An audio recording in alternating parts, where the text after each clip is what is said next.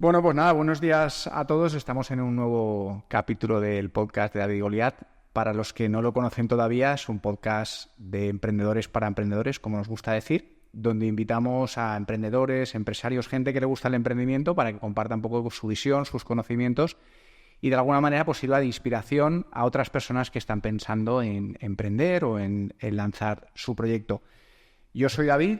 A mi derecha está mi fiel compañero y amigo Pablo. Buenos días, bienvenidos. Buenos días, Pablo. Nosotros somos del Sabio del Sultán, una consultora de comunicación, branding y diseño que precisamente se ayuda a empresarios y a proyectos diferentes a impulsarlos y a que sean conocidos. Y nada, ya doy paso al invitado de hoy, que tenía muchas ganas de que viniera. Es David Blay. Buenos días, David. ¿Cómo estáis, chicos? No sé si voy a saber hacer esto, ¿eh? No lo sé. Es la primera vez, ¿verdad? Sí, estoy un poco nervioso. Estábamos preocupados si esto te podía venir bien o... No, os digo que estoy bastante emocionado porque últimamente se ve que cuando la gente le pregunta a Siri para que me llame, Siri dice que está llamando a David Blay. Y entonces mi nombre se ha internacionalizado de tal manera, y hay gente que no me conoce y cree que mi apellido no es valenciano, sino que es, no sé si de Polonia o de Estados Unidos. Y que me llamen por mi nombre bien, os aseguro que es casi una novedad, ¿eh? Sí. Qué bueno. Pues nada, oye, eso, gracias por venir. Encantadísimo. Y nada, siempre nos gusta un poco pues, que os presentéis. Yo he leído que eres muchas cosas, ahora nos irás ordenando para situar a la gente un poco pues lo que haces, pero bueno, eres consultor, periodista deportivo, ayudas también a deportistas a un poco en relación a su imagen, conferenciante... Creo que coautor de un libro también. Sí. Entonces, bueno, pues dentro de todo eso, pues si quieres tú contarnos un poco más y ordenar un poco todo eso. Os cuento el pitch, que me lo sé. Y además siempre intento hacerlo en menos de 2 minutos como consultor de startups que soy, porque si no lo hago yo, la gente con la que trabajo no podrá hacerlo, ¿no? Yo en esencia soy periodista deportivo porque yo era un niño muy tímido, descubrí cuando era pequeño de repente que los deportes me gustaban y que podía hablar de ellos, porque los veía con mi padre y con mi abuelo. Y en cuanto un amigo mío en segundo de BUP, para los millennials, faltaban 2 cursos para la universidad, me dijo que él quería estudiar periodismo, de repente algo me hizo un clic. Yo no tenía claro lo que quería hacer. Entonces tuve la suerte de empezar ya en primero de carrera, ni siquiera tenía 18 años, a hacer un programa en una radio muy pequeña que se llamaba Radio Luz. Y eso me dio bagaje para seguir haciendo muchas cosas. A mí el periodismo deportivo me ha llevado a España, a Europa, a Estados Unidos, a hacer retransmisiones, a viajar. Y ha sido bestial. De hecho, vengo de una última cosa que ahora os contaré, ¿no?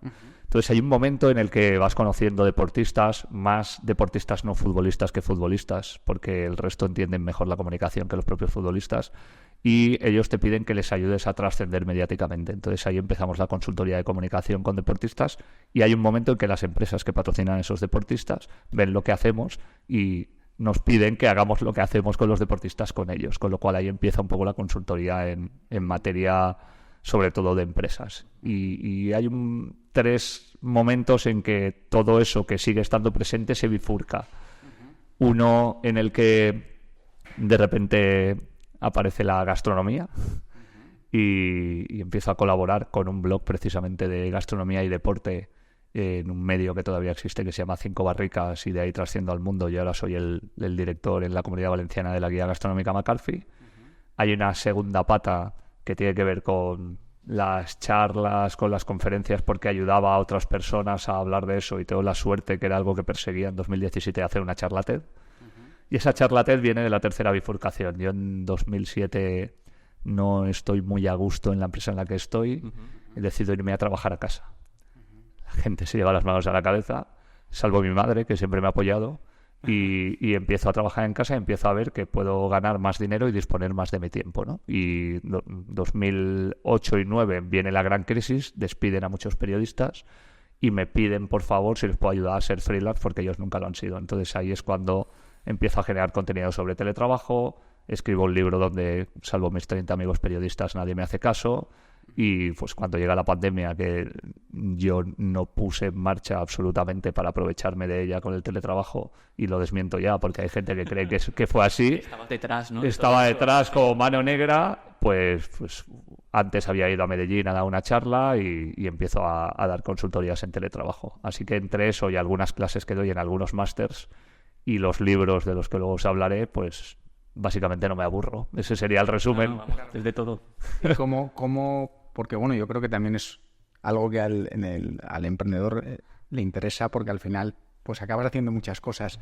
¿Cómo lo compaginas? ¿Cómo te organizas? Porque al final son muchas cosas, ¿no? Es la pregunta que me hace mucha gente, claro, ¿no? ¿cómo planificas todo Yo eso, ¿no? intento explicarle a la gente que, y además es una de las cosas que hablo habitualmente cuando estamos en el tema del teletrabajo o la productividad, le digo, mirad, lo que no puede ser es que con la tecnología que tenemos trabajemos las mismas horas que nuestros padres. O sea, hay algo que aquí no tiene sentido. Podemos vivir mejor que ellos. A lo mejor no tenemos la capacidad económica para comprarnos una casa tan rápido como tenían ellos, o para desconectar porque ellos salían del trabajo y no los localizaba nadie, ¿no? Pero a partir de ahí hay cosas que llevamos tiempo haciendo y que mucha gente que ya tenemos más de 10 o 20 años en el sector sabemos que es, y esto lo digo abiertamente porque lo saben mis clientes, yo mañana te puedo sacar en expansión. Salir en expansión vale mucho dinero. A mí, a lo mejor me cuesta un WhatsApp. Pero ese WhatsApp supone haber trabajado 20 años para saber qué tengo que decirle a quién, de qué manera, para que tú salgas de manera noticiable en expansión. Porque si sales pagando, que lo puede hacer todo el mundo, aparte de que Google no te indexa, eso no va a tener repercusión para tu negocio. Entonces, ¿cómo me organizo? Yo he priorizado mucho la familia. Mi mujer también es periodista, también trabaja en casa porque en la crisis cerró el diario Metro donde ella trabajaba.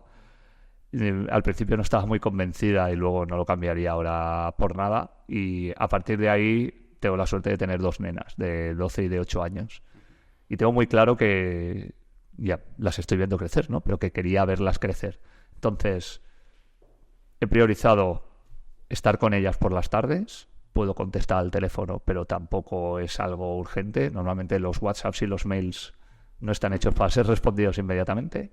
Y luego hay una segunda pata que es, entiendo que hay que descansar y que hay que hacer deporte, con lo cual siempre 3-4 veces a la semana hago deporte y duermo mínimo 7 horas. No soy un emprendedor estadounidense de estos que se levantan a las 3. Ni te das baños de hielo, ni estas cosas. Me empezaría a dar baños de hielo porque tengo ya 45, casi 46 y me empiezan a doler cosas, ¿no? Pero no tienes varios Lamborghinis como hemos Todavía no. Todavía no. No, con uno me basta, pero en principio no. Sí, ni estás en el club de las 5 de la mañana. Ni nada. No, es que el club de las 5 de la mañana solo lo vislumbro para salir. O sea, para levantarme no me parece adecuado. Y a partir de ahí, yo trabajo bastante. Ya lo habéis visto, ya hago muchas cosas muy diversas, pero entiendo que, o sea, y aquí he tenido una pelea en Valencia concretamente, entiendo que la cultura del esfuerzo no es estar más horas, sino hacerlo bien. Y además siempre pongo un ejemplo porque vengo del mundo del deporte. Si Cristiano Ronaldo, que no es precisamente el tío que mejor me cae del mundo, ¿no? Pero si Cristiano Ronaldo hubiera entrenado más horas, no sería el mejor futbolista del mundo, estaría lesionado. Él ha sabido entrenar cuando tenía que entrenar, descansar cuando tenía que descansar, alimentarse cuando tenía que alimentarse y luego ha tenido un rendimiento. Con lo cual, hacer las cosas bien no implica un tiempo, sino un conocimiento. Y ahí es donde me manejo un poco. Hay momentos de picos de trabajo. Claro, sí. Y hay momentos en los que respiras un poco y saber parar es muy difícil. Pero llevo ya unos años así y estoy encantado. Nosotros somos de la misma opinión, es decir, no puedes darlo, quiero decir, no puedes quedarte exhausto, no puedes darlo todo, hay que tener un equilibrio entre todo, la conciliación familiar, el descanso, comer bien, todo. Quiero decir, al final sí, no es que explotas, es que es imposible mantener ese ritmo a lo largo de mucho tiempo. Además es que me gusta mucho que pronuncies esa palabra porque tengo varios libros y uno en camino, que ahora os haré spoiler. Sí, por favor. Bueno, el primer libro fue ¿Por qué no nos dejan trabajar desde casa? Ya os podéis imaginar de qué iba y ese me lo autoedité. Y el último que saqué fue un libro ilustrado con un deportista paralímpico que se llama Héctor Cabrera, hablando de su vida, que pueden leer los niños y los mayores. Se llama Un extraordinario don, con la editorial Sargantana, valenciana. Y en medio yo conocí a una persona, un amigo mío, por suerte desde hace muchos años, que creo que además es candidato a estar en este podcast, que es uno de los mejores directores jóvenes de orquesta de España. Y nos conocimos porque nuestros hijos y nuestras hijas iban juntos al cole. Y hay un momento en el que empezamos a hablar y nos damos cuenta que tenemos mucho en común. Y él me dice que le gustaría escribir un libro. Y entonces escribimos un libro que se convierte en una fábula que se llama El viaje del equilibrista. Por eso el tema del equilibrio, ¿no? Y no os hago spoiler al 100%, pero habla de un equilibrista que es el mejor del mundo y de repente se cae por primera vez en su carrera y lo que podía parecer accesorio en realidad encierra muchas más cosas detrás que se van desgranando y los porqués empiezan a aparecer, ¿no? Entonces, para mí la palabra de mi vida es equilibrio, sin ningún género de dudas. No siempre lo puedes mantener, no siempre puedes tenerlo perfecto. Simone Biles no ganó todos los oros en los Juegos Olímpicos, pero eso no significa que no esté feliz con lo que ha conseguido y con el camino que ha hecho, ¿no? Y a veces es muy difícil de vislumbrar eso. Yo vengo de unos Juegos Paralímpicos donde hay gente que ha trabajado, en este caso un ciclo de 3 años, porque Tokio fue en 2021, para que en 5 minutos no se considere un éxito un cuarto puesto. Pero tú eres el cuarto del mundo. ¿Cuánta gente hay allí? Entonces, todo empieza a ser muy relativo ahí. Claro. Y yo te quería preguntar, volviendo al tema del teletrabajo, con lo que has explicado, que al final cualquiera lo escucha y dices, estoy de acuerdo, es razonable, es lo que se debería hacer. ¿Por qué todavía queda tanto por recorrer en el tema del teletrabajo y en este modelo y todavía hay tantas reticencias y empresas que igual pues no quieren o no confían? ¿Eso es un tema cultural? ¿Es un tema que falta ahí para realmente dar ese salto y que se implante y que no sea extraño? No va a ocurrir a corto plazo. Creo que nos vamos hacia un modelo de trabajo híbrido que no está mal, porque es mucho más de lo que teníamos antes, pero para mí la clave estuvo en no saber aprovechar la pandemia, y me explico. En la pandemia se teletrabajó por obligación. Cuando tú haces algo por obligación, habitualmente no acaba de salir bien. Y si sale bien, quizá no salga todo lo bien que podría haber salido porque no ha habido una preparación previa. Yo creo que adolecemos, y es un tema empresarial y es un tema cultural, de haber formado a la gente en teletrabajo. Me explico. El teletrabajo no es hacer el mismo trabajo que hacemos en una oficina en nuestra casa. No. Requiere saber parar, requiere conocimientos de cómo gestionar todo lo que tienes alrededor a nivel online, requiere ser capaz de ser productivo, requiere tener algún cierto conocimiento de herramientas que puedes utilizar para que mejore tu rendimiento, requiere tener un acuerdo sobre cuándo puedes estar disponible o cuándo puedes estar focus. Son muchas cosas. Y eso, hoy mismo yo tengo una clase en IEM Business School sobre equipos remotos e híbridos. Porque nadie da formación de eso. Entonces, ¿qué es lo que pasa? Que de un día para otro, la gente que trabajaba 8 horas en una oficina se fue a casa.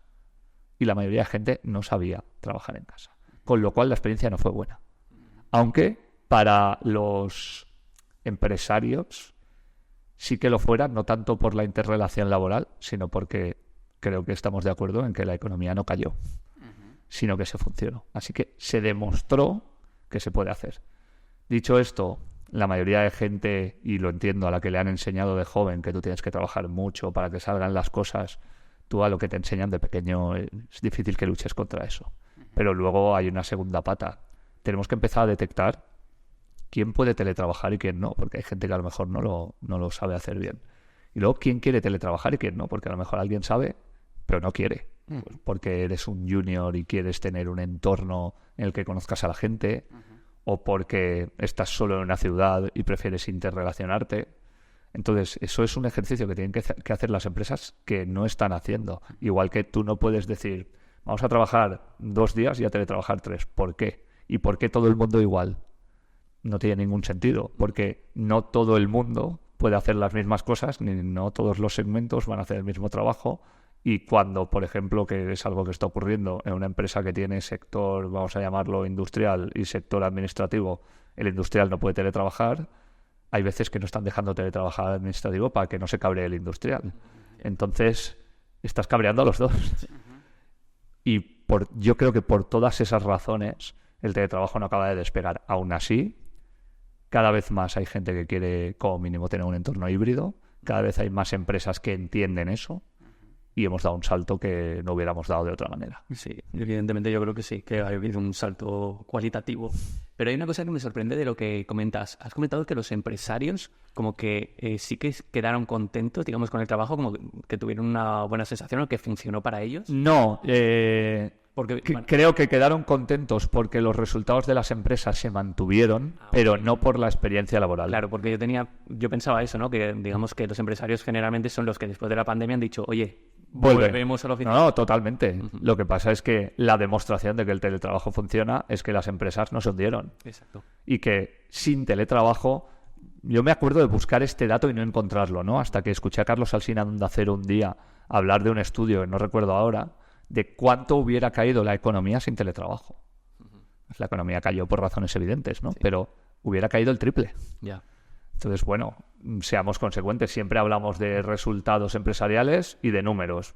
Ahí están. O sea, es que el dato mata al relato que hablan habitualmente es incontestable en este caso. Total. ¿Y hay algún dato, no sé por si lo tienes en la cabeza, de cuánta gente prefiere teletrabajo? Es decir, la mayoría de la gente, obviamente, yo creo que prefiere teletrabajo, ¿no? Pero hay una estadística al respecto. Mira, había una estadística justo antes de la pandemia que recuerdo yo compartir en LinkedIn. No sé si era Deco de Randstad, que decía que el 63% de las personas, y aquí viene el matiz importante, si se atrevieran a pedírselo a sus superiores, querrían teletrabajar. Y sin embargo, y ahí está el otro dato, en aquel momento solo un 4,9% teletrabajaban. Bestial. Pues ya está. O sea, si tú haces una encuesta cerrada sin ningún perjuicio para quien la hace y la diferencia es tan abrumadora.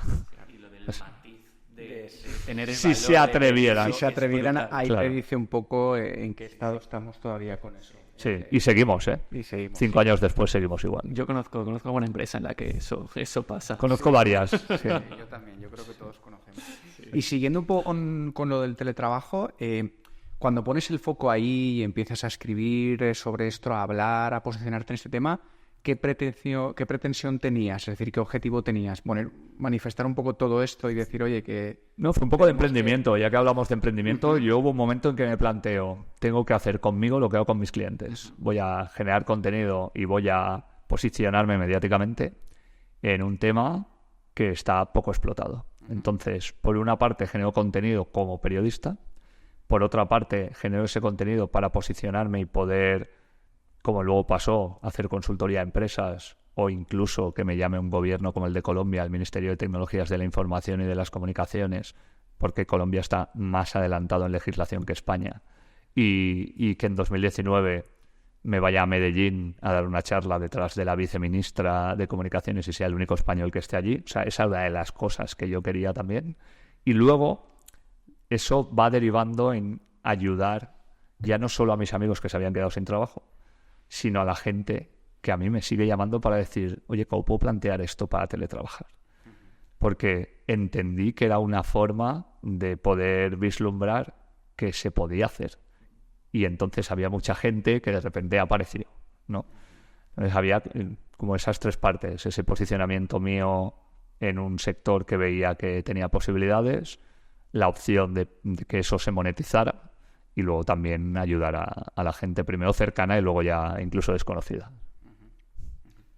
Bueno, yo cambiando de tema totalmente, es que hay una cosa que se me había quedado colgada que quería preguntar. ¿Qué tal la experiencia de las Olimpiadas Paralímpicas? Por favor, cuéntanos algo. Os pongo un poco de antecedentes para que entendáis qué hago allí, ¿vale?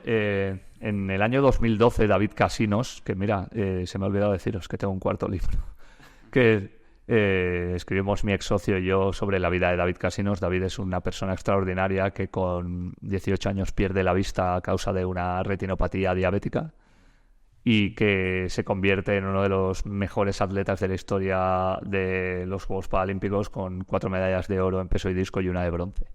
Y él en 2012 acude a nosotros para pedirnos la posibilidad de que tenga trascendencia mediática porque aun siendo el abanderado de España y viniendo de 3 juegos, nadie sabe quién es, no entran sponsors, nadie le contrata. Y ese año además va a ser el primero en el que él se pueda dedicar profesionalmente al deporte porque entra el Planado Paralímpico, que es un plan en el que el 95% de los ingresos, en lugar de venir del gobierno, vienen del extraordinario trabajo que hace el Comité Paralímpico para que hasta 30 empresas den dinero para que haya un sueldo en función también de los resultados que permita a los deportistas paralímpicos ser profesionales, ¿no? Entonces, nosotros empezamos un camino de 3 años con David extraordinario en el que el primer año le sacamos 100 veces en prensa siendo un atleta paralímpico cuando salían 2 veces al año. Y de esas 100, 40 son en los Juegos porque él consigue medalla, pero el 60 no. Luego el segundo año le escribimos un libro y el tercer año conseguimos lo que ya buscábamos, que era que le llamen para ser speaker motivacional, porque encima estábamos en un momento muy complejo a nivel de crisis, ¿no? Entonces, ahí empieza, aunque yo ya había tenido contacto, pero ahí empieza mi contacto real con el deporte paralímpico. Y ahí voy a mis primeros Juegos, 5 días acompañada a David en Londres, porque además tampoco podía ir más porque mi mujer iba a tener a nuestra hija mayor. Y no me parecía prudente estar más tiempo. Tiene sentido, creo. Aunque fuera a Londres y pudiera volver en 2 horas y media, ¿no? Entonces, ahí voy y de repente ya tengo mucha relación con el Comité Paralímpico de muchos años y en 2018 me reúno con su director de comunicación, que se llama Luis Leardi, que es una persona extraordinaria a nivel personal y laboral, que además ha sido atleta, ha sido medallista en natación. Y le digo, Luis, después de lo que vi en Londres... siempre os lleváis redactores que mandan noticias escritas a los Juegos dentro del equipo del comité y os lleváis periodistas audiovisuales. Digo, pero el 30% de vuestra audiencia es ciega. ¿Qué os parece si planteamos un podcast diario que además sirva como informativo para toda esa gente en los Juegos de Tokio? Y no os voy a engañar, él dijo lo que yo esperaba, que es, pues vente tú y lo haces. Ahí está la diplomacia y saber contar las cosas. Bien jugado. Y bueno, yo me iba a ir en 2020, pero viene una preciosa pandemia que, como sabéis, no provoqué yo por el tema del teletrabajo. Pero en 2021 sí que voy a Tokio. En principio iba a ir a la Villa Paralímpica, pero con todas las restricciones que había no voy. Y entonces me voy a Tokio, al hotel de los periodistas, donde además no podíamos salir de las habitaciones porque había 14 días de cuarentena. Solo podíamos salir para ir a cubrir los eventos, que era donde nos veíamos, con mascarilla. Y de hecho no podíamos salir a cenar. Íbamos a un 7-Eleven que había al lado, comprábamos la cena. Eso fueron los primeros 14 días. Los últimos 5 nos resarcimos. Encima no había nadie en Tokio que no fuera japonés. Vimos Shibuya absolutamente vacío. Fuimos a Shinjuku a comer carne de wagyu y casi llegamos tarde a la ceremonia de clausura. O sea, cosas así, ¿no? Y a partir de ahí, en una taberna además donde se grabó Kill Bill, que fue la primera comida que pudimos hacer, Qué guay. tomándonos 2 cervezas, como debe ser, me dice Luis, y yo creo que este formato del podcast deberíamos trasladarlo a un formato mensual, porque este podcast nos interesa, ¿no? Y entonces, desde que acaba Tokio, yo hago un podcast mensual, que es el podcast oficial del Comité Paralímpico Español. Lo que implica que cuando ese podcast llega a su fin, porque hay unos Juegos, a mí me proponen, ahora sí, y con una normalización absoluta, ir a la Villa Paralímpica a hacer desde dentro ese podcast. Y la Villa Paralímpica significa que estás en el mismo edificio que los atletas, comiendo con ellos, cenando con ellos, desayunando con ellos, durmiendo con ellos, viendo el atletismo con ellos en el chill out que había de España mientras otros compiten, pudiendo ir a hacer deporte en el gimnasio de la villa, comiendo gratis las 24 horas en el comedor. Debo decir que los muffins estos que se hicieron virales tenían su razón de ser. Teníamos como una chapita también de Coca-Cola donde podíamos sacar cualquier bebida en las máquinas. Y bueno, más allá de todas estas cosas, ¿no? La experiencia ha sido extraordinaria. O sea, poder estar dentro, con lo que eso significa. Solo 2 periodistas pueden estarlo, porque en la villa no se puede entrar salvo para hacer entrevistas y salir. Poder convivir con ellos y con ellas. He consolidado amistad con gente con quien ya la tenía y he descubierto a gente maravillosa. De hecho, fíjate, el medallista de oro de 5.000 metros, Yasin Oudadi, que viene a correr la 10K de Valencia en enero, ya me ha dicho, obviamente yo no voy a correr a su ritmo, pero ya me ha dicho que luego nos vamos a tomar una paella, ¿no? Estás a tiempo de entrenar y ponerte a la altura. Estoy a tiempo de entrenar, de ponerme a la altura no. O sea, yo correr a 3:15 no lo veo. Yo corro a 5:30 y bastante que corro 9 kilómetros. O luego encontrarme cosas locas como que Susana Rodríguez, que es doble medallista paralímpica en triatlón, que es una mujer albina, ciega, y que es portada de la revista Time, porque Time la sacó en portada en 2021, porque aparte de ser medallista, ella es médico y luchó contra la pandemia. Es una portada mundial, en la que posiblemente sea la mejor revista de todo el planeta, ¿no? Pues cuando nos íbamos a que yo la llevara, a que Televisión Española la entrevistara, me empezó a hablar en mexicano. Y le digo, Susana, ¿qué haces? Y dice, no, mira, es que hace un mes estábamos entrenando y una entrenadora mexicana nos quiso sacar de la alberca y entonces desde entonces decidimos hablar en mexicano hasta que ganemos la medalla. Y digo, pero esto ¿qué surrealismo es? Por el amor de Dios. Claro, cosas así, ¿no? Pequeñas, pero tú estás con una tía que ha sido portada de Time, que es la bomba. Entonces, para mí, a nivel de experiencia laboral y vital, si no ha sido la mejor, ha sido una de las mejores. Yo te diría que ha sido la mejor. Porque es que estoy de resaca emocional. Sí, tiene que haber sido súper intenso. Y es un gran hermano, es que estás allí 24 horas. En teoría, solo somos 2 periodistas. Siempre tiene que haber uno dentro por si hay que gestionar alguna entrevista. Y yo dije, vale, yo solo quiero salir 3 veces. Quiero ir a 3 sitios y todo lo demás me da igual. Ya he visto París, tal... Salvo el último domingo, que era ya el día de la ceremonia de clausura, que sí que hicimos una rueda de prensa y me pude ir a comer. Yo tengo un amigo que es medio valenciano y medio francés, que es chef allí, y me llevó a comer bastante bien, entonces pude ir a comer. Pero yo quería ir a 3 sitios. El Estadio de Francia, y fui a verlo, y es impresionante el atletismo y la acústica allí. El Gran Palais, que es posiblemente el monumento más bonito de París, y allí se hacía taekwondo y esgrima, y ver 4.000 personas dentro del Gran Palais con esgrima en sí ya era una cosa loquísima. Y no había ido a Roland Garros. Y encima fui a ver cómo por primera vez en la historia España ganaba una medalla en tenis en silla de ruedas con uno de los 2 tenistas que es amigo mío, como Danica Versace, ¿no? Entonces, es que casi te diría que estoy deseando que sea ya Los Ángeles. Soy como Teresa Perales, con la que he podido cenar 5 días como si fuera lo habitual, ¿no? Estoy contando los días, creo que quedan 1436 para Los Ángeles. Y espero estar, de verdad, espero estar porque ha sido la experiencia de mi vida. Claro, bueno, sí, y he hecho de todo, ¿eh? O sea, yo he estado en los Juegos Paralímpicos, yo he estado en las 500 millas de Indianápolis, he retransmitido la Liga, he retransmitido Liga de Campeones, he viajado en la Euroliga en baloncesto masculino y femenino, he estado en el Mundial de Motociclismo, he estado en la Fórmula 1, o sea, no es que me haya dejado muchas cosas, pero esto lo supera. Sí, sí, no, para una persona con toda tu experiencia y notar ese, digamos, que esto es lo mejor, pues sí tiene que haber sido súper intenso y es tremendo. Emocionante.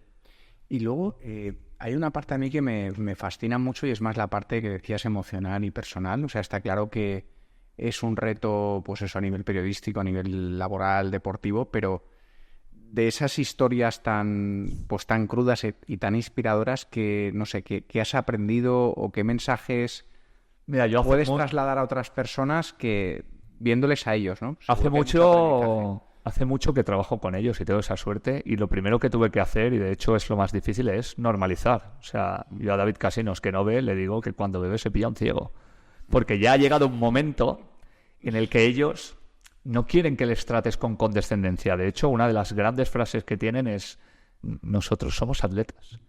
Y vosotros, además, que también venís del mundo del marketing, os recomiendo que busquéis en YouTube la que para mí ha sido la mejor campaña publicitaria en torno a los Juegos Paralímpicos y que rompió y desestigmatizó totalmente esa condescendencia, que es en 2012 y se llama Meet the Superhumans, conoce a los superhumanos. Aparte de que el vídeo te pone los pelos de punta. Y creo que la música es de Public Enemy, o sea, fijaos qué cosa loca. En realidad es la primera vez que nadie habla de discapacidad. Se están poniendo en valor como más que humanos.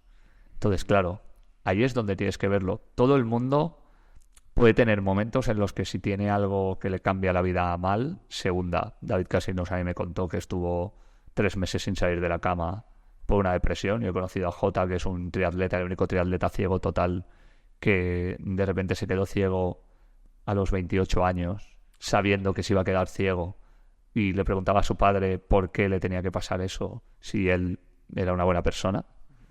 Y yo creo que hay que abrazar el duelo. O sea, todo el mundo vamos a estar mal si nos pasa esto. Pero también creo que todo el mundo, creo que ellos son personas extraordinarias, pero que todo el mundo puede serlo. O sea, ahí siempre lo asociamos un poco a gente ya más madura, ¿no? Pero a mí me ha pasado una cosa bestial. Uno de los primeros descubrimientos que yo tuve en la villa fue Fiona Pinar. Fiona es una chica que tiene 21 años, con 19 estaba, creo que en la estación de La Molina esquiando y se cae y le revienta el tobillo, la bota se va por otro sitio y al final la tienen que poner en coma inducido y llevársela para operarla y le acaban cortando la pierna. Ella sobrevive a eso y de repente su pensamiento es: siempre he querido ir a unos juegos, esta es mi oportunidad. Y la tía, bueno, tardó 2 años en conseguir una prótesis porque valía 8.000 euros. Pero en 8 meses consigue aprender a correr de nuevo con la prótesis y se mete, bueno, debuta en el Estadio de Francia en unos juegos y la tía se mete en una final de 100 metros. Pero dices, si me pasara a mí me hundiría. Pues ella al principio estuvo hundida, como todo el mundo. O sea, no vamos a glorificarlos, son personas normales. Ricardo Ten con 8 años, que es la edad de mi hija pequeña, toca un cable de alta tensión, le tienen que amputar parte de los 2 brazos y una pierna. Y tiene el 80% del cuerpo quemado. Ricardo ahora mismo ha ganado un oro, una plata y un bronce en ciclismo después de llevar 5 juegos en los que ganaba oros en natación. Y de repente dice, me canso de la natación. En Tokio gana una medalla en ciclismo y ahora gana 3 medallas. Y el otro día estábamos en la oficina y en la Villa Paralímpica y con los 2 muñones coge una pelota de básquet y dice, la voy a encestar limpia. Y le digo, Ricardo, ¿qué dices, tío? Y a la tercera la encestó limpia. O sea, y perdonad que use una palabrota, me jodió no grabarlo. ¿Sabes? Bestial. Pero es que, o sea, se viraliza. Ricardo se viralizó porque él ganó el campeonato del mundo de ciclismo y el regalo era un reloj. Y no tiene brazos. Y entonces dijo, pero joder, es que yo tengo que llevar un reloj también. Lo lleva en el muñón y lo lleva con naturalidad, ¿sabes? Entonces, creo que la naturalización, no considerar los héroes, sino personas que, como todo el mundo, han superado dificultades, que pueden ser más bestias que otras. Sí, pero todos tenemos cosas que nos pasan a lo largo de la vida, ¿no? Pero luego, el espíritu competitivo que tienen. Debe ser una pasada. Una barbaridad. El hambre que tienen, lo que hacen. Os hablaba antes de uno de los libros. Héctor Cabrera es un chico que tiene el síndrome de Stargardt, que tiene un nombre muy molón, pero es una degeneración visual progresiva. Héctor ya ve solo el 10% y él siempre me cuenta que ve como a través de una botella de Coca-Cola, ¿no? Y Héctor es un tío que en Río, en el lanzamiento previo a la competición, hizo su récord personal y luego quedó quinto. En Tokio, lloviendo, venía de una rotura de ligamento. Ese día le vendaron a tope, no sabía cómo iba a competir y consiguió medalla. Y aquí, que estaba en perfectas condiciones, quedó cuarto. Pero es un tío que ha tirado para adelante y que lo ha pasado mal, que se rompió psicológicamente después de Tokio, pero ahí está. Y yo estaba en la villa con él, y aparte de ser un despelote, porque le digo, Héctor, tú sabes que tendrás que entrenar, ¿no? Dice, no, pero es que yo venía aquí el primer día, que es el 20... No, nosotros llegamos el 24 de agosto, y los juegos se acabaron el 8 de septiembre, y empezaron el 28 de agosto. Él competía el 4 de septiembre. Dice, bueno, entrenaré mañana, tal. Y no quedó cuarto por no entrenar, al contrario, él iba al gimnasio y tal, pero lo veías allí y decías, pero tío, estás aquí de campo y playa. Porque es su forma de gestionar la presión. Y creo que es importante, porque hay gente que bajo presión se mosquea y es insoportable, y para mí Héctor es un ejemplo en eso. Porque puedes convivir con él incluso en el momento de más tensión de su vida, ¿no? Y es algo que, eso sí que creo que hay que aprenderlo. ¿Qué pasaba? Se me estaba poniendo un poco hasta los pelos de punta con todo lo que contaba. A mí me pasa, Es una pasada. O sea, es que yo hice un hilo... Bueno, aprovecho para decir que la gente me puede seguir si quiere en Instagram, pero ahora mismo no lo puedo abrir porque no sé por qué hace 20 días me pidieron un doble check y cuando lo intento se me queda en blanco. Entonces, lo que hice fue... Claro, yo quería contar esto en Instagram, no lo conté, y lo conté en X, en Twitter. Hice un hilo desde el primer día hasta el último contando cosas, como por ejemplo los famosos preservativos que se acaban allí. O sea, está todo ahí. Y cada vez que lo releo me puedo llorar. Claro. Porque dices, joder, lo que he vivido, ¿sabes? Y por lo menos está ahí, ¿no? Sé que está ahí y me lo quedo. Sí, joder, es que las historias son brutales, esas son historias de superación, claro. Y todo, y la experiencia tiene que haber sido increíble. Es que para mí, que yo grababa un podcast diario para el Comité Paralímpico, que además está en la web de Paralímpicos, si alguien quiere rememorarlo a través de la memoria sonora, lo puede tener ahí porque va a seguir ahí. Mi problema era quién entrevisto. Que es un problema maravilloso. O sea, ¿a quién me dejo? Porque yo no quería hacer un podcast de 2 horas. Claro. ¿A quién entrevisto y por qué? Yo recuerdo entrevistar a Fiona al principio, que ni siquiera había competido. Luego entrevisté a Yasin, que ganó el 5000 y que sacó a su sobrino a hacer la vuelta de honor. Y el niño, pues imaginaos el recuerdo que va a tener para toda su vida. Pero entrevisté a David Sánchez, que es un nadador de Huelva que no ha ganado ninguna medalla, pero que tiene los 2 antebrazos más cortos y tal, al que le van a hacer un documental en Canal Sur. Es que el criterio era... Es que puedo entrevistar a quien me dé la gana, porque en cuanto haga la entradilla ya te va a interesar. Claro, sí, total. Claro. Y bueno, ahora cambiando un poco de tercio y volviendo un poco a la fase de emprendedor, de emprendimiento, cuéntanos un poco cómo surge ese momento de que quieres emprender, de que quieres dejar pues el mundo de la empresa que conocemos, cómo fue, en qué momento. Ya nos has adelantado antes que fue un poco porque fue, ¿no?, el camino llevándote hacia ahí, Sí. por otras cuestiones, pero ¿en qué momento dices, oye, pues me lanzo a esto? Lo recuerdo muy bien. Yo siempre he querido ser periodista deportivo, narrar fútbol y viajar. Eso lo he hecho. Y lo seguía haciendo en aquel momento. Pero la realidad es que el 95% de los periodistas deportivos cobramos muy mal. Y voy a hablar con cifras para que no haya ninguna duda. En Valencia, el 80% de los periodistas deportivos no cobran mucho más de 1.000 euros. Y esa es la realidad. Y además, cada vez, con todos los EREs que ha habido, hay menos gente para hacer el mismo trabajo. Con lo cual, yo siempre digo lo mismo. Puedes criticar el periodismo que se hace hoy día, y lo entiendo, pero también tienes que saber que han echado al 60% de las plantillas y que antes el que escribía en un periódico escribía en un periódico y ahora resulta que el que escribe en un periódico tiene que hacer vídeos y además ponerlo en la web. Y aquí siempre pongo un ejemplo. Para mí Almudena Rivera es la mejor periodista deportiva de España y está en Marca. Almudena ha cubierto los Juegos Olímpicos y ha cubierto los Juegos Paralímpicos. Ella sola, con 3 páginas al día, para el diario Marca, que en teoría es el mejor periódico de España. Además de... Claro. Y yo trabajo en Radio Marca, o sea, no me escondo, estoy hablando de mi grupo editorial. Eso no puede ser. Eso no puede ser porque yo no sé cómo está ahora Almudena, porque no le he querido preguntar, pero le tiene que haber dado un bajón mental salvaje. Seguro. Aunque la experiencia haya sido la leche. Entonces, esa es la realidad periodística. ¿Qué me pasa a mí? Que llega un momento en el que, a medida que voy haciendo cosas a nivel periodístico que me gustan, me aparecen estas otras que son como pequeñas colaboraciones, ¿no? Pues cuando hacía un programa de motor en una productora, que fue el único sitio donde me pagaron bien, ya llevaba la comunicación de un par de pilotos y además colaboraba en una revista. Entonces, ahí es donde veo que yo puedo tener diversas cosas sin necesidad de estar en un sitio físico.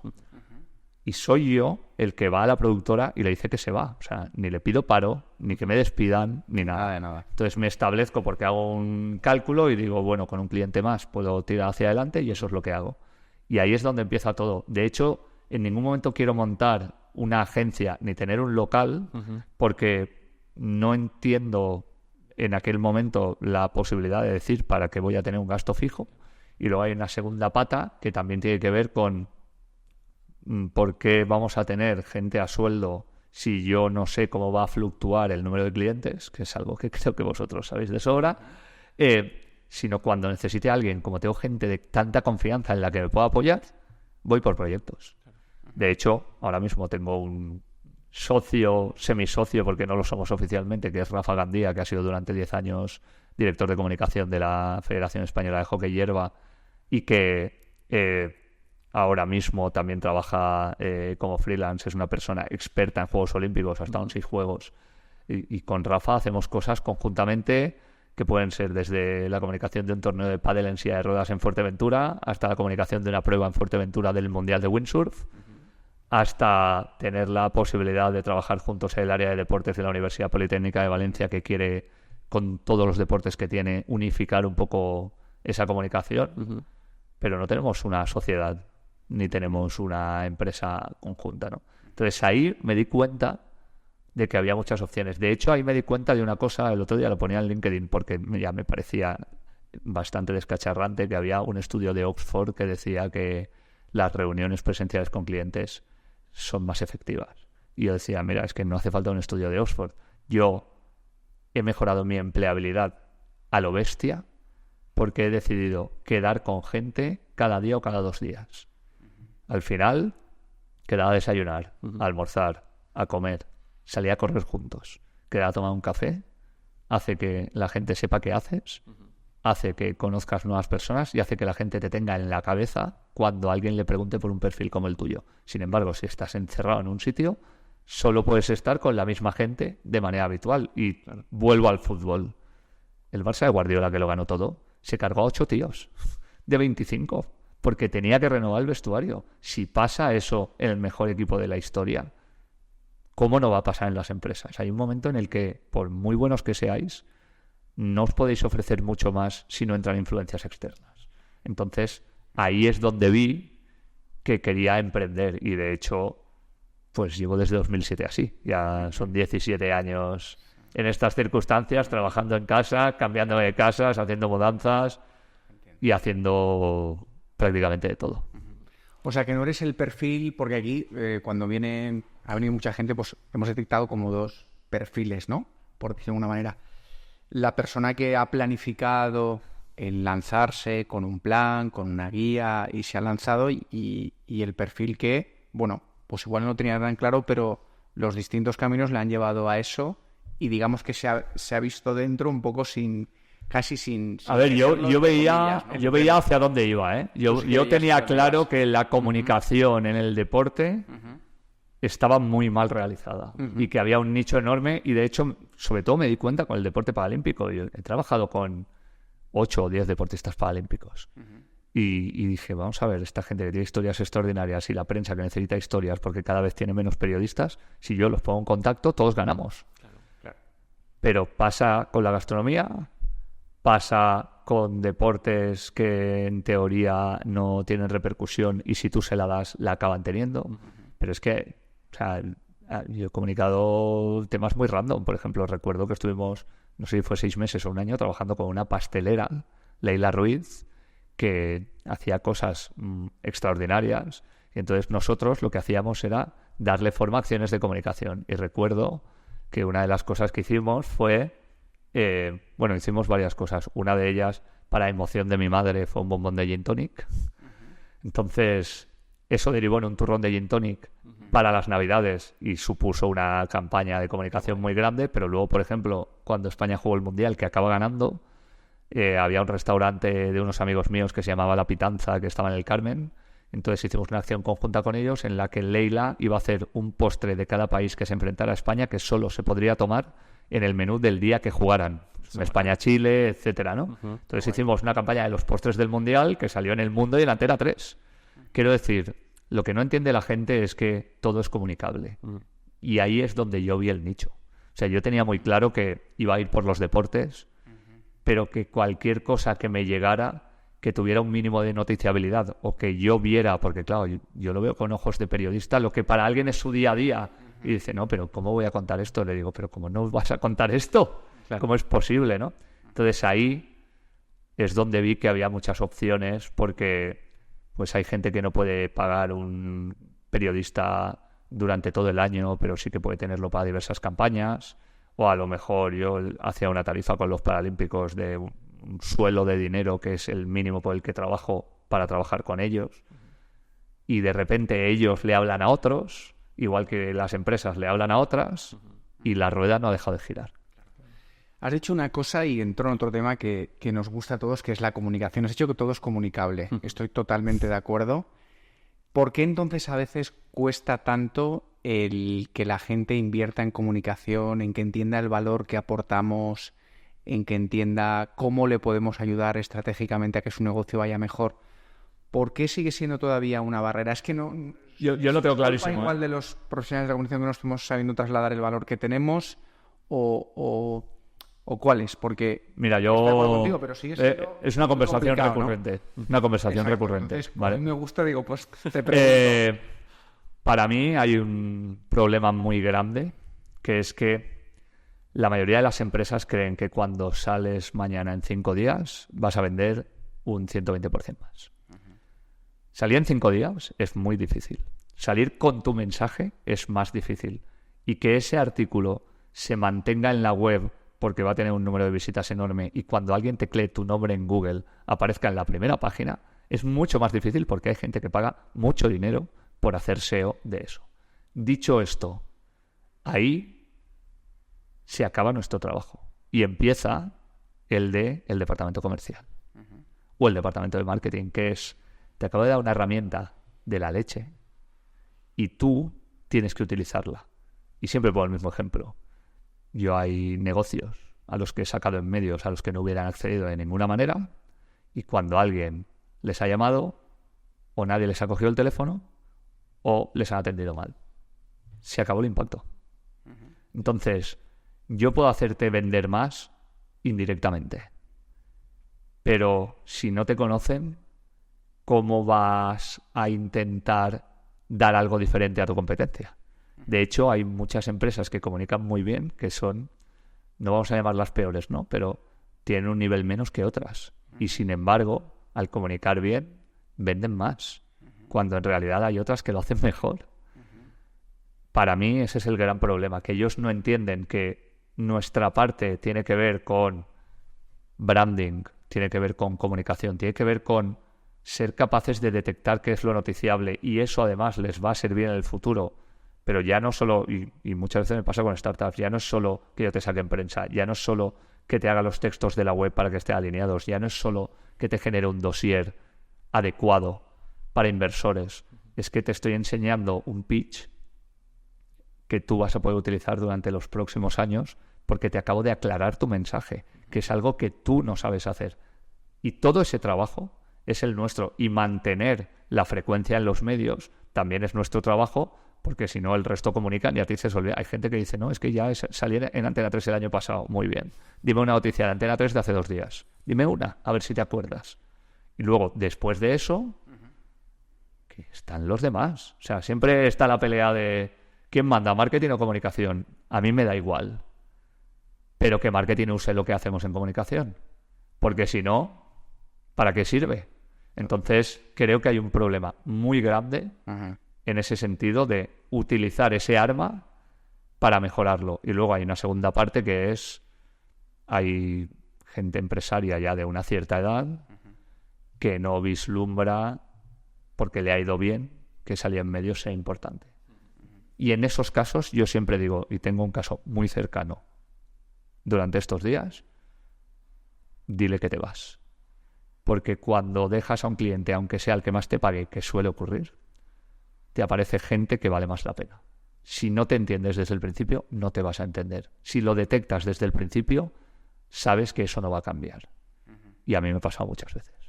Sí, ser feeling, ¿no? A la hora de empezar a trabajar con alguien es importante. No, o si te entiende el trabajo, si tú le estás diciendo, mira, te voy a sacar aquí. Claro. No, es que me has sacado aquí, que es la leche, pero es que veo un problema. ¿Que ves un problema? ¿Cuándo habías salido aquí?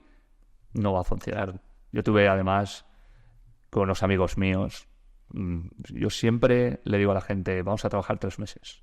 En 3 meses sabemos si trabajamos bien o no, y si te ayudo o no. Y luego podemos firmar 20 años, si quieres. Tuve con unos amigos míos con los que trabajé, al mes y medio les tuve que decir, os quiero mucho, pero vamos a acabar a los 3 meses porque vamos a perder nuestra amistad. Y dejamos de trabajar y seguimos siendo amigos. Pues menos mal. Sí. Así es. Sí, pero estoy de acuerdo, además lo comentábamos el otro día, que a veces detectas en esas primeras conversaciones algo que no sabes muy bien, no es racional, pero que dices, creo que no va a salir bien, sí, o creo que no nos estamos entendiendo, y ya es una alarma, ¿no? Que te hace plantearte, ¿merece la pena seguir o lo mejor es decir, oye, pues creo que no te puedo ayudar? Porque hay veces que sí que percibes, y al contrario, hay veces que es muy positivo, dices, absolutamente, la persona me está entendiendo, creo que sabe cómo le voy a poder ayudar, y sí merece la pena que arranquemos juntos, ¿no? Hay una parte ahí más emocional, ¿no? Sí, sí. Y yo creo que también es importante lo que comentaba David, de que tiene que haber un mínimo de conocimiento de lo que se va a hacer. Es decir, la otra persona tiene que saber y entender lo que va a hacer y cómo lo vas a ayudar. Porque claro, si no, o sea, no podemos ir educando a la gente. Pero bueno, ese es otro tema. No, tenemos para otro podcast solo de eso, pero solo de comunicación. Con el análisis que has hecho estoy absolutamente de acuerdo. A veces pues eso, yo creo que la parte de publicidad y comunicación se cree que podemos hacer magia o hacer incrementas las ventas un 500%. Claro, y no, al final es una herramienta, una ayuda que tiene que ir en consonancia de muchas otras variables que están fuera de la comunicación y que tienen que estar bien definidas para que al final con la fuerza de todos, sea un todo. llegas a esa venta, ¿no? Y eso es lo que creo que a veces no se comprende y se crean unas expectativas pues que no que están equivocadas, ¿no? Volviendo un poco al tema del emprendimiento, tú que ya eres emprendedor desde hace muchos años, que se dice, ¿no? Sí, señor. ¿Qué nos dirías o qué crees que es lo mejor o la parte más buena o más bonita de este, bueno, pues de este camino, y lo que dirías que, bueno, pues que no es tan bueno o que es una parte más negativa, ¿no? A ver, para mí lo mejor es poder disponer de mi tiempo para quedar con quien quiera, porque eso además favorece que yo pueda seguir llevando este estilo de vida. Y hay una frase que a mí me toca mucho las narices, que es: ya quedaremos. ¿Cuánta gente le pasa que no ve a sus amigos en 6 meses porque las agendas no lo permiten? ¿En qué clase de sociedad estamos que no podemos ver a nuestros amigos en 6 meses porque o curramos o queremos utilizar eso para descansar o para ir al gimnasio o porque tenemos que estar con nuestra familia? O sea, eso no puede ser. Es verdad que no todo el mundo puede hacerlo, ni todos los trabajos se prestan a ello. Pero para mí, la libertad y la flexibilidad, si tú eres capaz de saber gestionarla, son extraordinarias. Yo me he pasado 18 días en los Juegos Paralímpicos teniendo otros clientes. He podido gestionarlo perfectamente desde París mientras trabajaba en un evento mundial. Nadie ha tenido ningún problema. Y yo he podido vivir esa experiencia. Y como esas, he tenido la experiencia de vivir muchas, ¿no? Lo peor es que, por una parte, muchas veces hay una incomprensión de tu trabajo, como hablábamos antes, por los clientes, porque al final tú siempre vas a depender de lo que piense de tu trabajo la persona que te paga. Y luego hay una segunda pata que para mí no es lo peor, pero que entiendo que para mucha gente no es fácil de llevar, que es la incertidumbre. Sí, Totalmente. A mí me hace mucha gracia cuando gente que no es psicóloga da cursos de gestión de la incertidumbre, porque gestionar la incertidumbre es muy difícil, por no decir casi imposible. O sea, algo que no depende de ti, tú lo puedes gestionar de alguna manera, pero en realidad yo creo que no puedes hacerlo. Entonces, ¿qué me pasa a mí? Que hay picos y valles, como os pasa a vosotros, pero en realidad, salvo una vez, y ahora os la cuento, yo no lo he pasado mal. Quiero decir, me ha preocupado más, he tenido más ingresos, menos. He aprendido que el IVA se puede tirar hacia adelante, porque como la gente paga cuando le da la gana, pues tú declaras y cuando tendrías que tener el IVA para pagarlo no lo tienes y entonces lo financias. Y ese fue uno de los primeros dolores de cabeza que supe cómo quitarme, ¿no? Pero hay cosas que no dependen de ti y entonces, ostras, hay gente que eso no lo va a poder gestionar nunca por una cuestión psicológica. Igual que hablábamos antes de quién puede teletrabajar y quién no, tenemos que empezar a ver también, y creo que aquí hay una responsabilidad política enorme, y encima el 95% de los políticos no es que no haya emprendido en su vida, es que no ha trabajado en su vida. Entonces, que legisle gente que desconoce el día a día laboral me parece aberrante. Pero volviendo a esto, hay que saber quién puede emprender y quién no. Claro. Y ser muy consciente. Hay gente que es muy buena como segunda en una oficina y que nunca va a poder ser líder. Y no ser líder no pasa nada. Yo hice un podcast que quise hacer yo y que lo colgué en iVoox, que se llamaba Follow the Fool, donde quise entrevistar a 12 personas que eran extraordinarias pero no eran el número 1. Entonces entrevisté a Ricardo Gómez, que es el niño de Cuéntame. Entrevisté a Carla Montero, que es una escritora que tiene un libro que se llama La Tabla Esmeralda, que es extraordinario, pero nunca ha sido top ventas. Entrevisté a Carlo Honoré, que es un gurú de la vida lenta. Entrevisté a Jordi Sapena, que es un amigo mío que vive en Ruzafa, pero que fue bajista de La Habitación Roja y ha girado por todo el mundo. Pero estuvo en La Habitación Roja, no en los Rolling, ¿no? Entonces, creo que también estamos en una sociedad en la que la competitividad en las aulas lo que te dice es, no, tienes que sacar más nota que el de al lado. No. El tercero, el cuarto, el quinto viven bien y no pasa nada. Es que eres lo que hablaba antes. Es una mierda no sacar medalla de bronce, sí, pero eres el cuarto del mundo y has estado en unos juegos. Que luego hay que procesar eso porque tu objetivo era la medalla, como todo el mundo. O sea, tú siempre quieres llegar lo más arriba, pero siempre vuelvo al fútbol. A la élite llega uno de cada 16.000. ¿Qué van a pensar los 15.999?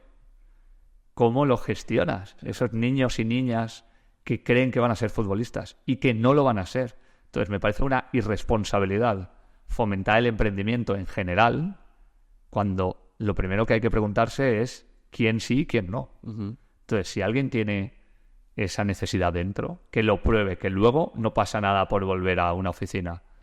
Pero quien lo ve con miedo, con incertidumbre o hasta con esa reticencia, yo no lo haría.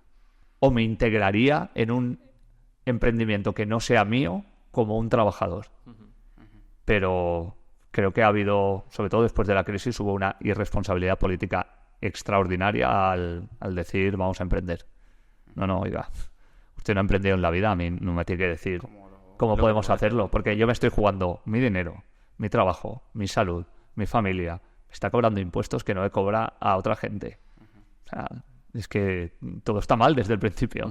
Nada es fácil, ¿no? Claro, sí. Yo coincido mucho en lo de lo difícil que es pues controlar la incertidumbre o tener, digamos, ser positivo, ¿no? en ese aspecto. Pero yo creo que es un aprendizaje muy bueno que creo que todo el mundo debería tener, porque al menos nosotros siempre lo decimos de que es una masterclass, es decir, pero a lo largo del tiempo. Al final aprendes tanto que yo creo que es una experiencia muy recomendable a todo el mundo, siempre y cuando puedas mantener esa incertidumbre. Sí, yo creo que hay que pasar por diversos paneles de la vida, saber cómo trabajas en una empresa, saber cómo trabajas por tu cuenta. Yo no puedo hacerlo, pero irte al extranjero un año. Bueno, no pude hacerlo como estudiante, pero he estado fuera mucho tiempo, ¿no? Y todo eso hay que vivirlo, porque además me ha pasado muchas veces con muchos amigos a nivel laboral y a nivel personal. Hay gente que se ha casado muy joven y enamorada, pero ha dejado de hacer cosas que luego ha querido hacer y han supuesto la ruptura de su matrimonio, porque no había hecho las cosas cuando tenía que hacerlas. Y a nivel laboral eso también pasa. Y al final, muchas veces, pues cuando somos estudiantes o cuando empezamos a trabajar, creemos que vamos a perder un año o dos, pero a esa edad no pierdes nada. Con 23, 24 años te vas a rehacer. Y todo lo contrario, vas a tener una experiencia que a lo mejor alguien tarda en tener 10 años más, con lo cual tú le estás sacando 10 años de ventaja, ¿no? Todo el mundo cuando empieza una experiencia quiere que salga bien y nadie quiere que salga mal. Yo no soy norteamericano en el sentido de que use la frase fracasa mejor. No creo que nadie quiera fracasar. Y no creo que sea bueno fracasar. Creo que es bueno darte cuenta de lo que quieres y de lo que no quieres. Y cuanto antes te des cuenta de lo que no quieres, que para mí es lo fundamental, más fácil va a ser que encuentres el camino que tú quieres buscar, ¿no? Y creo que ahí es donde viene la clave. Si tú no quieres trabajar 8 horas, si tú no quieres tener un jefe déspota, si tú no quieres tener turnos, si tú no quieres estar lejos de tu familia, todo eso configura lo que quieres.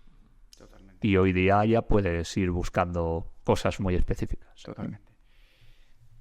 Todo eso, bueno, yo leía hace un tiempo, no recuerdo exactamente dónde, era creo que una encuesta que salía que la mayoría de los jóvenes españoles no querían emprender, preferían pues trabajos estables, más seguros. ¿Crees que las razones pueden estar un poco relacionadas con todo esto que has dicho? Algo de la gestión de la incertidumbre, de que igual tampoco hay apoyo al emprendedor, que no hay suficiente información de lo que se va a enfrentar. Yo creo que también... Es un cúmulo de esas razones de por qué la gente, que es respetable que tú quieras algo más estable, pero que, bueno, pues huyan un poco de eso.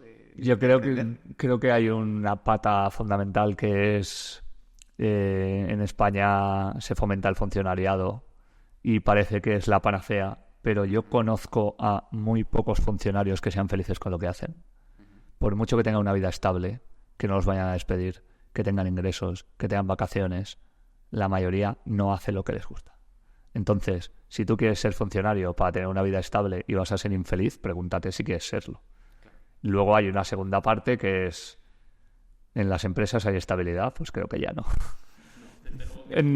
Se han cerrado farmacias, que a mí me dijeron que no iban a cerrar en la vida. Una falsa seguridad en la que vives. Crees que como estás en una empresa, todos los meses tienes una nómina. Claro, pero te pueden echar mañana. Pero claro, es eso. O sea, eso al día siguiente puede cambiar y estar en la calle, ¿no? Entonces, claro. Entonces, que dependas de ti te da una configuración de incertidumbre muy grande, como estábamos diciendo, pero también te da los recursos para pivotar rápido. Y para decir, ostras, como me ha pasado a mí, yo retransmitía fútbol y de repente llevo la comunicación de una startup o un congreso en otro sitio, ¿no? Entonces, de repente se abren muchas puertas, muchas más puertas de las que hay. Siempre le digo a la gente, hay trabajo. Donde no hay trabajo es en los sectores tradicionales. No hay trabajo en los medios tradicionales. Las empresas tradicionales, mira, soy de Almusafes, la Ford no sabe hacia dónde va y está echando a la gente, y la electrificación a Ford ya le ha pasado y a Volkswagen también va a tardar más de lo que esperábamos, y a lo mejor en ese impasse deciden que el gas es mejor que lo eléctrico porque no podemos cargar todos los coches y entonces tienen que volver a derivar.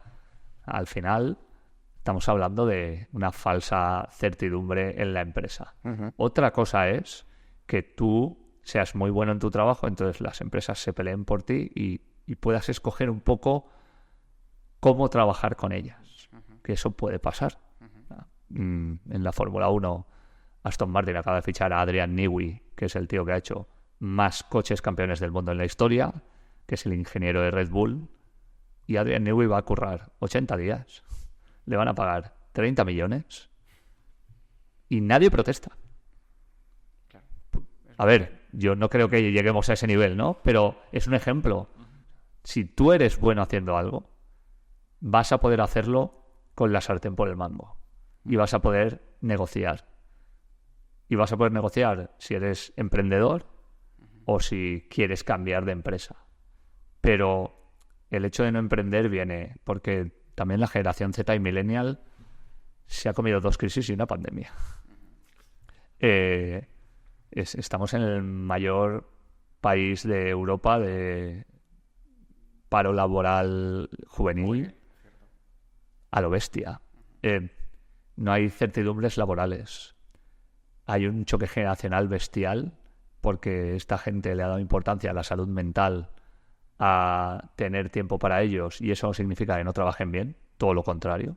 Pero el choque frontal con gente de mayor edad está impidiendo que eso se convierta en talento conjunto. Entonces yo entiendo que digan, vamos a pillar algo que sea seguro y ya haremos lo que nos dé la gana. Voy a hacer algo que no me motive, pero que me dé dinero. Exacto. Pero fijaos hacia dónde nos estamos yendo, ¿eh? Claro. Sí, por eso venía un poco la pregunta, porque al final dices el mensaje que al final estamos dando y que estamos transmitiendo y hacia dónde vamos. Claro, pero a ver, perdón.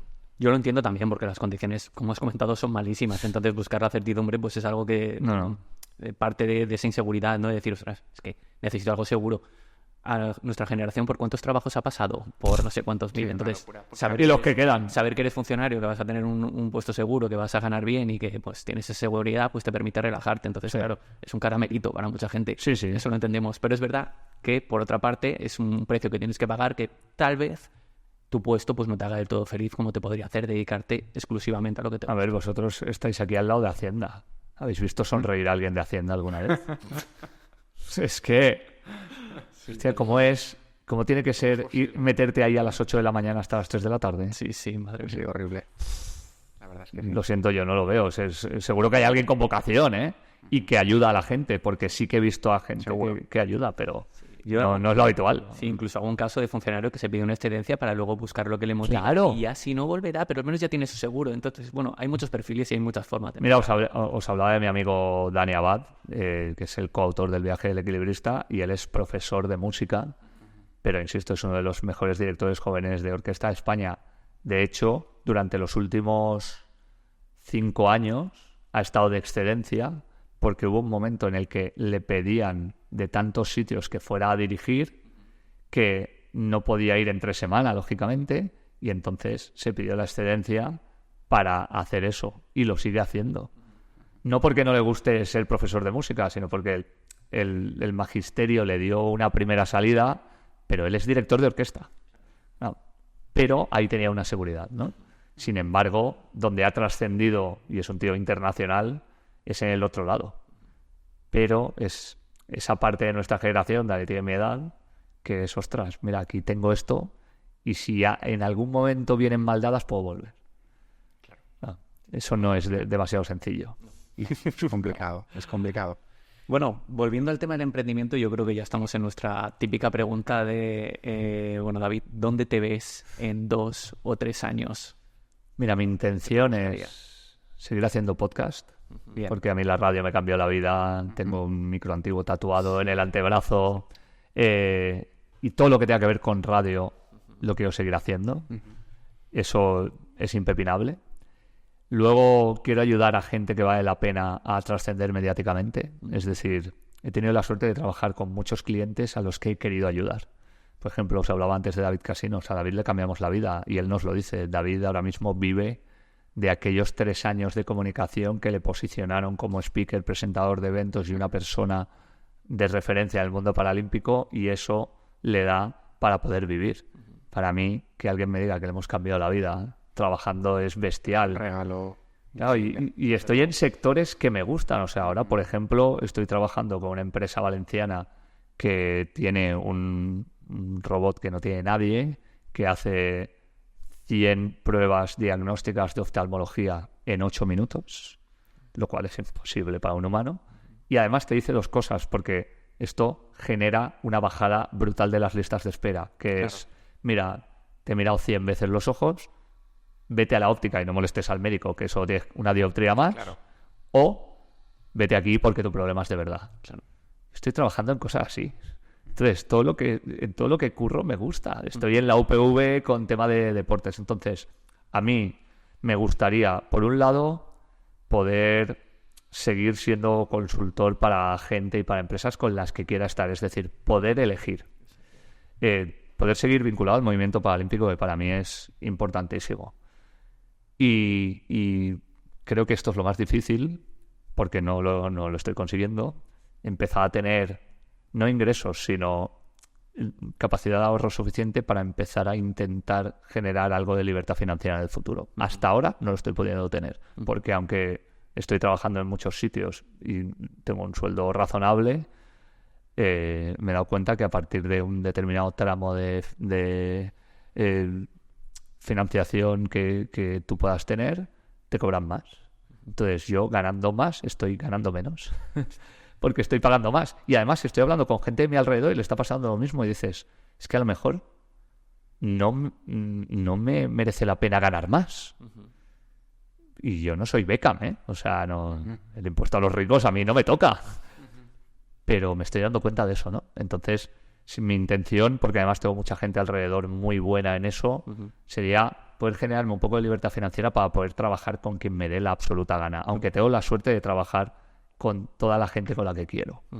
Pero ese sería el objetivo. Sí. Sobre todo porque mis hijas van creciendo y pues yo qué sé, si mi hija me dice que se quiere ir un año a Estados Unidos, pues igual, aparte de poder pagárselo, me gustaría irme 2 meses con ella, ¿sabes? Y hacia ahí es hacia donde quiero ir.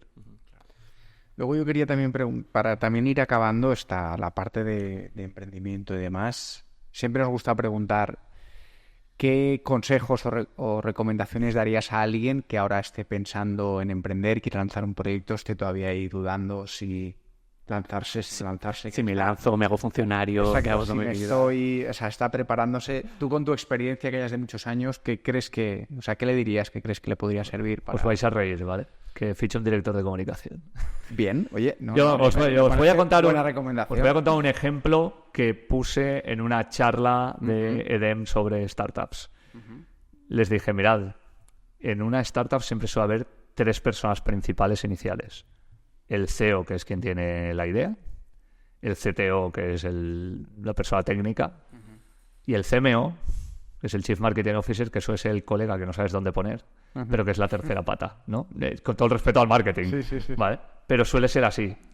Digo, pero nunca, desde el inicio de una startup o de cualquier emprendimiento, hay nadie de comunicación. La gente, como hemos hablado en este podcast, percibe la comunicación como salía en prensa. Pero eso no es la comunicación. Cuando tú tienes algo en la cabeza y te pones a ponerlo en marcha, necesitas una web que transmita lo que tú quieres decir bien. Necesitas, si vas a abrir redes sociales, ¿qué redes sociales vas a abrir? ¿Por qué? ¿Qué vas a publicar? ¿Cómo? ¿Con qué frecuencia? ¿Con qué objetivo? Y eso la mayoría de gente no lo sabe. Necesitas un dossier para presentar tu empresa. Necesitas un pitch para presentar tu empresa. Y luego, a lo mejor tu empresa ya va a ser tan noticiable que incluso antes de ponerte a traccionar, igual puedes salir en prensa, pero tienes que saber que a lo mejor ahora no te conviene, porque si tu web no sostiene más que 3.000 visitas y sales en un medio nacional y te entran 5.000, esa gente, cuando vea que se ha roto la web, no va a volver a entrar. Es decir, ese timing lo tienes que tener. Entonces, no es que me venda en este sentido, pero creo que la gente no da la importancia necesaria en el nacimiento de un emprendimiento a todo lo que tiene que ver con la comunicación integral. Y cuando se dan cuenta es tarde.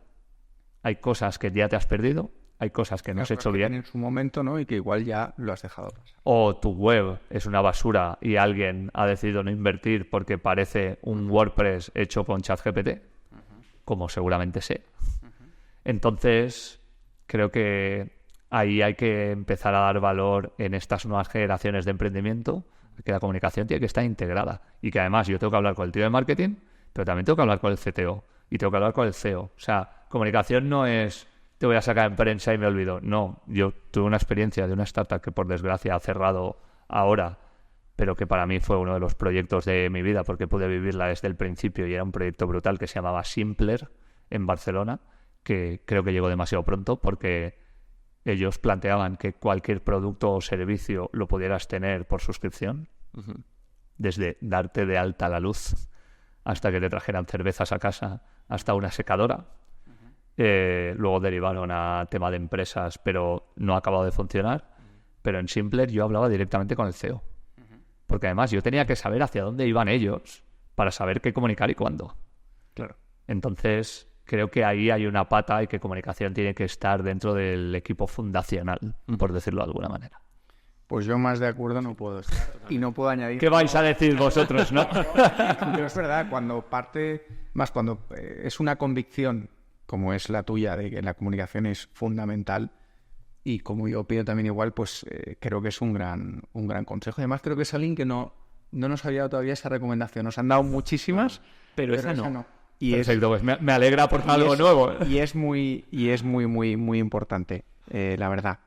Y bueno, ya para acabar, David, siempre lo hacemos, si alguien, oye, cuando te escuche, quiere contactar contigo para cualquiera de las cosas que haces, que son un montón, que le pueda haber interesado, le guste, hablando de comunicación, ¿dónde te pueden encontrar? ¿Dónde te pueden bueno, lo primero que voy a dar es las gracias por esto. Voy a decir que también contraten al sabio del sultán y que si necesitan comunicación, vamos de la mano. Muy bien, ¿no? Y que creo que eso puede parece quedar una propuesta bien. Genial. Vale. Parece una propuesta genial. Y luego es que soy muy fácil de encontrar. O sea, tú tecleas David Blay, eso es una verdad, página web, estoy en LinkedIn, estoy en Twitter, estoy en Facebook. Debería estar en Instagram en algún momento, pero ahora no me puedo conectar. Y entonces ahí me encuentran. Además soy de los que contesto enseguida y no, en ningún momento me escondo ni no respondo ni nada por el estilo. Súper accesible, ¿no? Yo diría que sí, ¿no? Muy bien. Sí. Si alguien tiene la intención, pero bueno, si pasa por vosotros y os convertís en mis representantes, pues tampoco pasa nada. Y hacemos algo conjunto, ya que lo hemos dicho. Sí, claro que sí. Que yo creo que es lo que hay que hacer. Sería muy bonito. Pues nada, yo solo me queda eso, darte las gracias otra vez por venir. Me ha parecido súper interesante y muy enriquecedor porque además hemos hablado de muchas cosas, ¿no? O sea, aparte de emprendimiento, una parte pues más vital. Hombre, se veía venir que íbamos a hablar de muchas cosas. Sí, eso estaba claro. Preparando un poco. Es que claro, como he hecho tantas ya... Claro, había tantas cosas que hemos dicho esto va a salir bien seguro porque bueno, hay cantidad de temas interesantes que contar. Además, para muchos más podcasts. No, yo vengo cuando queráis. Voy a decir un dicho que os reiréis, porque claro, yo no soy Brad Pitt, ¿vale? Entonces hay un dicho en la radio habitualmente, la gente me dice, joder, qué voz más bonita tienes. Y digo, mira, es lo único que no es meritorio mío porque esto es hereditario. Lo que hagas con la voz ya es otra cosa, ¿no? Pero hay un viejo dicho en la radio que es: si la voz te enamora, no te pases por la emisora. Y yo le digo a la gente, mira, soy como cuando pides algo de AliExpress y lo que te traen, ¿no? Pero más allá del chascarrillo, que la gente se dé cuenta de que esto es fundamental. Independientemente de que quedemos o no quedemos en persona, los podcasts son fundamentales porque necesitamos oír la voz de la gente. Hay una generación, la Z, que no quiere que le llames y que solo quiere que le escribas. Y está perdiendo muchos matices. Yo, además, siempre mando notas de audio, como sabéis, y además siempre me comprometo a que las notas duren menos de un minuto, con lo cual es un entrenamiento extraordinario. La verdad es que sí. Pero para decir cosas importantes, si tú eres un niño o una niña de 21 años, manda un audio. Que la gente te escuche, que sepa lo que quieres decir y cómo quieres decirlo. Porque si no, nos estamos perdiendo muchas cosas, estamos generando muchos problemas de incomprensión y hay que seguir haciendo cosas con la voz. Que es, además, que la gente recuerde que el único medio de comunicación en el que puedes ser consumido y a la vez hacer otra cosa es la radio y no va a haber otro. Tú no puedes leer un periódico y hacer otra cosa, tú no puedes ver la tele y hacer otra cosa, pero sí que puedes ponerte un podcast y hacer otra cosa. Y eso siempre va a estar. Totalmente de acuerdo y un cierre súper bonito. Maravilloso. Pues nada, David, oye, muchísimas gracias A vosotros. por venir. Y nada, oye, Me ha costado un poco, pero al final me he cogido. Nada. Y eso, y oye, pues queda abierto para algún otro podcast. Cuando queráis. Cualquier otra Seguro. pata nueva que decidas abrir, pues tendrás que... Totalmente, yo os voy a mandar gente aquí porque es que se está tan bien que estoy seguro de que van a tener una conversación maravillosa con vosotros. Genial, Pues muchas gracias, David. A vosotros. Y nada, y para quien nos esté escuchando, pues nos vemos en la próxima edición. Chao.